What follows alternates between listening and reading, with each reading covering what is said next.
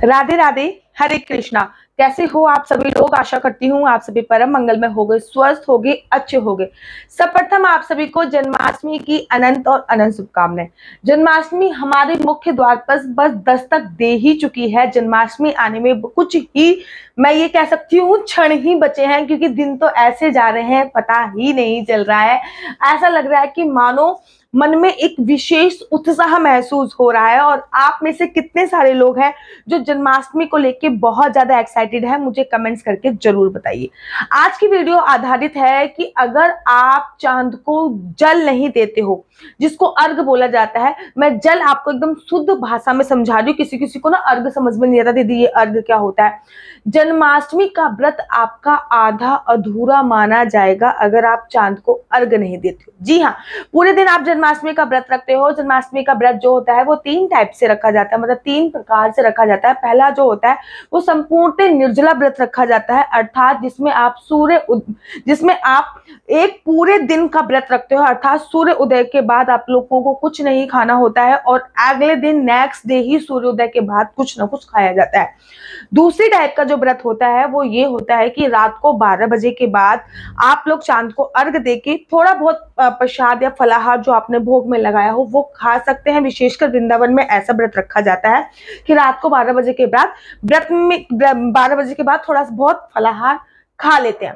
तीसरे प्रकार का जो व्रत होता है वो बहुत लोग क्या कहते हैं, इसकी जो गर्भवती महिलाएं हैं कैसे व्रत रहे हैं या फिर जो, तो वो 12 बजे के बाद, दिन के 12 बजे के बाद कुछ ना कुछ खा लेती हैं, लेकिन वो केवल फलाहारी भोजन तक होता है, अर्थात 12 बजे से पहले वो अन्य जल भी ग्रहण नहीं करती हैं। तो ये 3-4 प्रकार से एकादशी का व्रत रखा जाता है। लेकिन इन सब में कॉमन चीज जो है वो है कि अगर आपने चांद को अर्घ नहीं दिया है, अगर आपने चांद को अर्घ दिए बिना ही व्रत खोल लिया है, तो आपका व्रत आधा अधूरा माना जाएगा।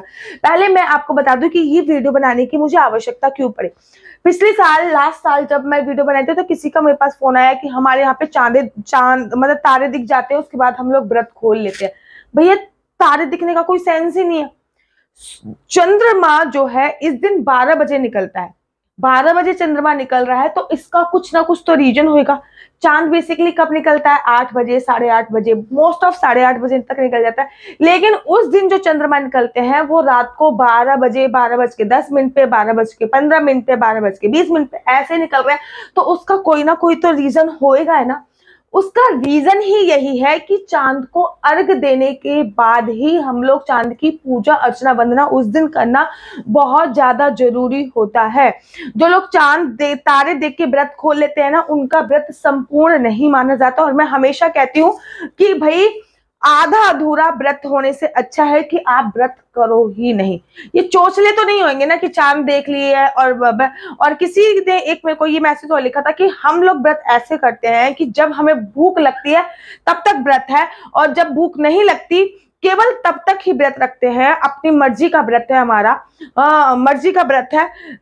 जब मर्जी तब खोल लो, जब हमें भूख लगे तब आप व्रत खोलो। तो भैया, आपको भगवान जी आके कह के गए हैं व्रत रखने के लिए, मत रखिए व्रत को। बीच में शास्त्र क्या कहते हैं? शास्त्र कहते हैं उतना दोष आपको नहीं लगेगा जितना व्रत को ना रखने पे इतना दोष नहीं लगता जितना व्रत को बीच में तोड़ने से लगता है।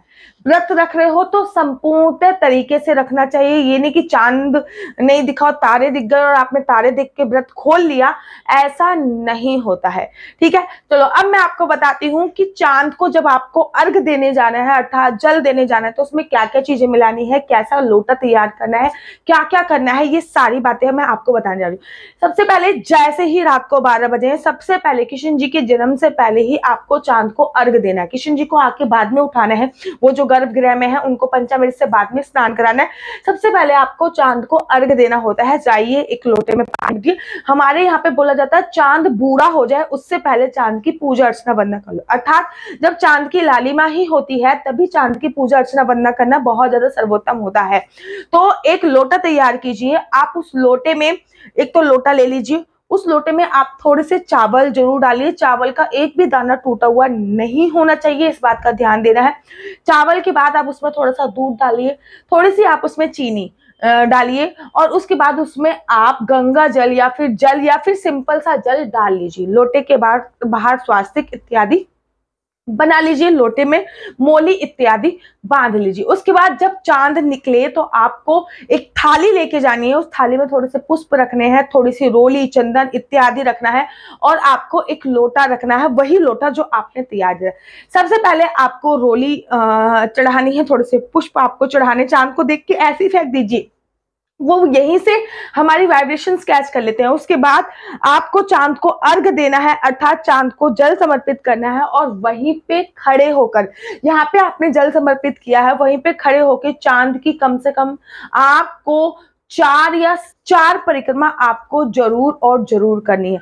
आपको इस बात का ध्यान देना है, जब आप 4 परिक्रमा कर रहे हो उसके बाद थोड़ा सा जल आपको बचा के रखना है, उसको जमीन को छूना है, थोड़ा सा जल आपको बचा के रखना है। जब आप चांद को जल देने के बाद आओगे तो राइट और लेफ्ट, मतलब सीधे हाथ पे उल्टे हाथ पे थोड़ा थोड़ा पानी आपको जो लोटा बचा के लेके आए उस पर डालना है। उसके बाद फिर आपको लाला का जन्म कराना है। लेकिन अगर आपको व्रत का संपूर्ण फल चाहिए तो आपको चांद को अर्घ देना कंपलसरी होता है। चांद को बिना अर्घ दिए व्रत का संपूर्ण फल आपको प्राप्त नहीं होता है। तो ये मेरी छोटी सी वीडियो थी और आशा करती हूँ आपको ये पूरी डिटेल में समझ में आ गया होगा।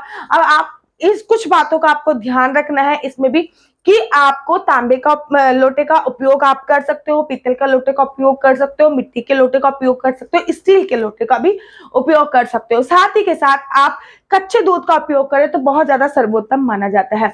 चावल का एक भी दाना खंडित नहीं होना चाहिए जल पे, अर्थात लोटा को आप अपने मनपसंद के हिसाब से डेकोरेट कर सकते हैं, लेकिन उसके मुख पर आपको रोली मोली जो मोली होती है वो बांधनी जरूरी होती है। साथ ही के साथ जो जल आप चढ़ा रहे हैं वो आपके पैरों पे ना पड़े, इस बात का ध्यान रखना है। जल में कुछ पानी शेष जरूर होना चाहिए जो आप अपने घर पे आके उसका छिड़काव अवश्य और अवश्य करेंगे। चांद की 4 परिक्रमा आपको अवश्य और अवश्य देनी है। आशा करती हूँ आपको मेरी वीडियो अच्छी लगती होगी। अगर आपको मेरी वीडियो अच्छी लगती है तो आप अपना यूट्यूब चैनल हरि बोल को लाइक से सब्सक्राइब करना बिल्कुल भी मत भूलिए। तब तक के लिए मुझे दीजिए इजाजत। राधे राधे, हरे कृष्णा।